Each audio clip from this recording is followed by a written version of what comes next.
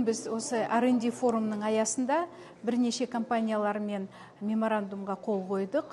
Осы меморандумның негізгі бағыты ол ғылым және білім беру бағытында бірге жұмыс жасау.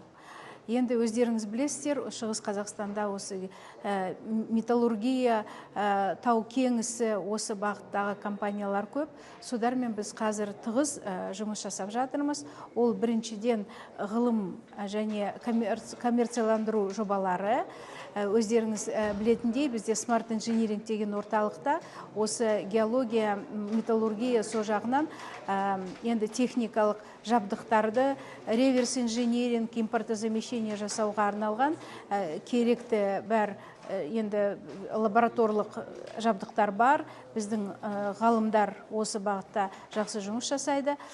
Со жағынан енді меморандумның негізгі енді мақсат деп ойлаймын. Екінші, ол мамандарды даярлау. Өйткені қазіргі таңда білесіздер, мамандар өте керек, мамандар жеткілікті емес, және геология, минералогия, разведка, осы жағынан мамандар жеткілікті емес. Сондықтан біздің университет компанияларымен бірігіп осы мамандарды даярлайды. Міне бүгінгі шығыста өтіп жатқан өте маңызды шараның бірі деп есептеймін. Өйткені осы өндіріс тарапынан біз ғылымға және осы өндіріске қатысты құзыреттілігі жоғары инженерлерге өте сұраныс жоғары. Сондықтан міне бүгін техникалық университеттің қабырғасында өтіп жатқан өз уақытында, өз талабымен маңызды деп ойлаймын осы шара.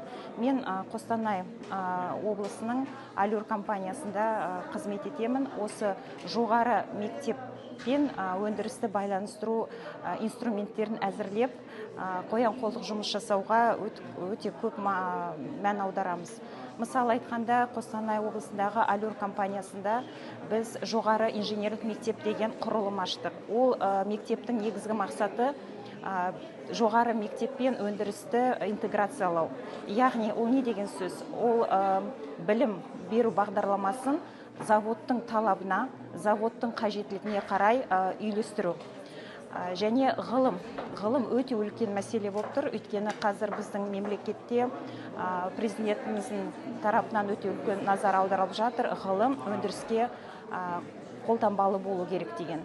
Мысалы, біздің Қостанай облысындағы заводта өте бұл күрделі мәселе болғанмен, біз осы шешу тетіктерін таптық деп айтуға болады.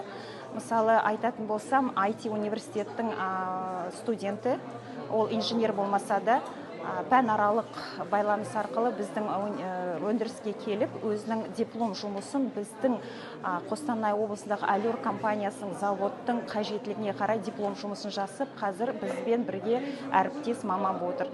Сатпаев университеттің студенттері де келіп, яғни білім бағдарламасының аясында өз дипломдарын ол тікелей заводтың қажеттілігіне сол тақырыпты алып жазып отыр. Қазір олар бізге әріптес.